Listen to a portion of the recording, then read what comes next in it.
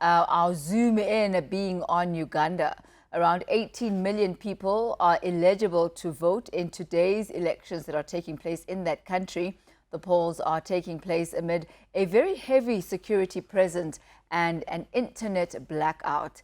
Incumbent leader Yoweri Museveni, who is seeking to extend his 35-year rule, is facing 10 candidates, including opposition frontrunner Bobi Wine. For more on the story, I'm joined now by Tate Isaac Khomo, who is an Africa analyst, amongst many things. And Tate Khomo, thank you so much for your time this afternoon. Now, if we look at the prospects of the candidates that are vying for the role of presidency in Uganda, do any of them actually stand a chance against Museveni?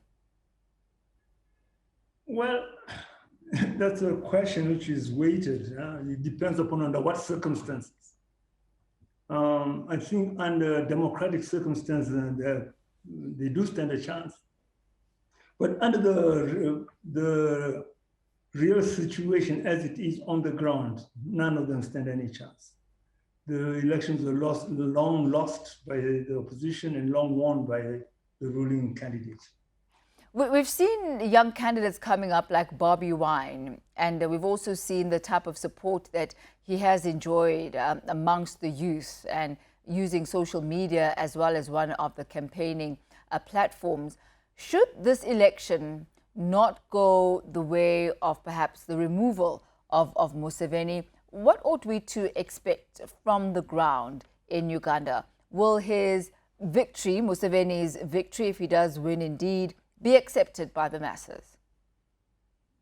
Well, they have no alternative because basically Uganda is not a democratic country. It's a country which is being led by the military. You know, people should understand that the way to describe the Ugandan luring clique or cabal is basically a political, ethnic, military oligarchy.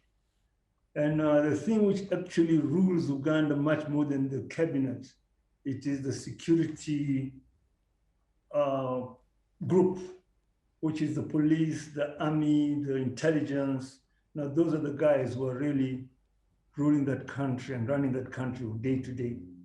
So basically, there's not much room for consent, or not consent, disconsent, or an uprising on the ground. That will be put down brutally. So basically, just take it. If you're not happy with it, just keep quiet. There have been reports of intimidation on the ground in Uganda. We just heard earlier on today, I'm not sure if that situation has changed, but earlier on, there were reports coming from Bobi Wine's lawyers saying that he was uncontactable. Could one make a link between the disappearance of Bobi Wine as it stands now and Museveni and the elections? Well, what you're really talking about, you're talking about the cutting off of social media and internet since yesterday. But I think when you talk about equality, about those elections, you know, elections are not issues which or the authenticity of elections does not depend upon the voting day. Authenticity of the election actually spends the time about 6 months before the election, you know, and that's the time of the campaign, the democratic space, the transparency, and the level playing field. Now, with all those things are absent, completely absent. And when you're talking about the social media, I mean, that is the media availability. First of all, Museveni had the full use of the state media. I mean, to say that he was on radio. In fact, he was on radio up to yesterday. Yeah, but that facility was not made available to the opposition. Yeah, it was not made available. That was a monopoly of the person, the incumbent. That's Yoweri Museveni. Now, when it came to social media, well, the opposition had an upper hand because most of the youth were on social media.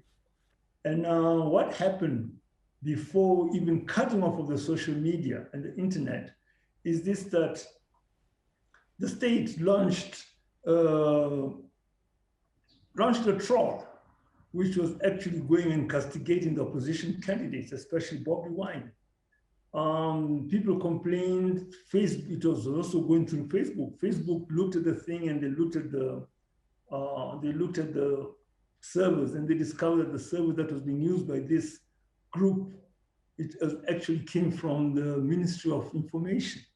And there's another international NGO which actually went and checked the whole connections, the connectivity, and the discovery that it was connected directly to the Ministry of Information.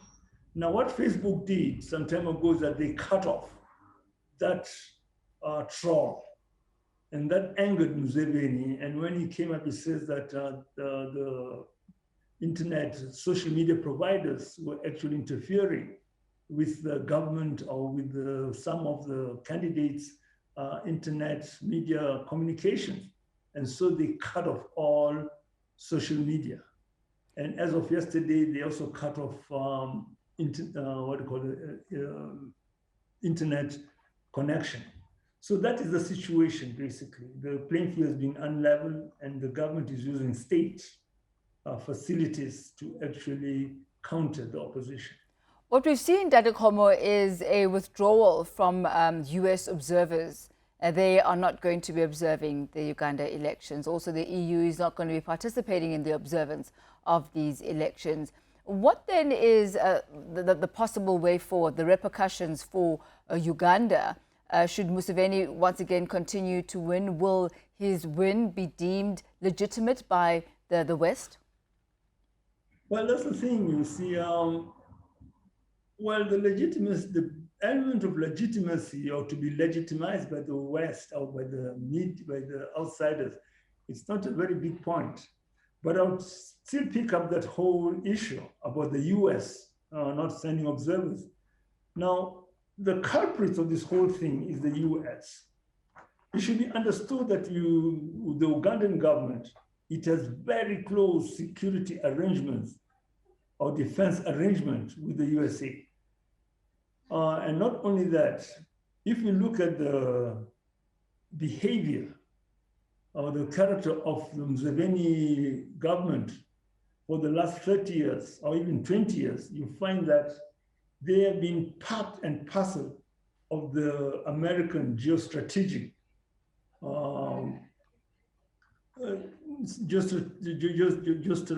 strategic formation in the region.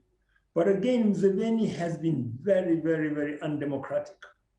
Democracy in Uganda, it has been curtailed, although he claims that there's multi-party democracy. But you see that there's not been much complaints from the USA. Instead, the USA has gone all the way to really strengthen ties, especially military ties with Uganda. At the same time, the man has changed the constitution to favor himself, not even his party. He has actually changed the two-term presidency. He has changed the age limit. And even when members of his own party protested, he has forced it through and bribed them. Yeah. But the USA has been very silent on that matter.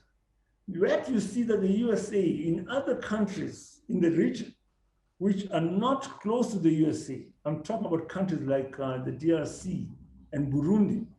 These countries, the minute they do something, they have been actually tackled by the USA at all levels, right into the Security Council. And they've been threatened with blockades and sanctions. So that shows the bias that the USA has got. And this issue of being not sending observers, it is just a smoke screen to actually show the world that the USA is concerned about the democratic situation in Uganda. But that is false. Let me ask you this, Dr. Khomo, before I let you go.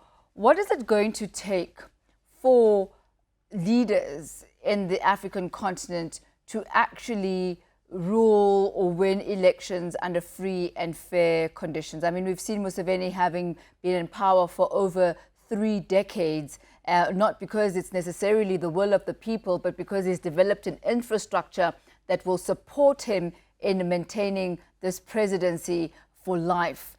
What is it going to take? Is it going to be African youth? Is it going to be the African Union? What are the factors that can lead to a change in this dynamic? Okay, the first thing I would like to do is that I would not like to spread the issue that's taking place in Uganda and the neighboring country of Rwanda to be an African situation. Basically, in Africa, democracy has actually taken root. There are many countries where they're having democratic elections and they're having changes in democracy, in leadership. So let us not sort of generalize what's taking place in Uganda to other places.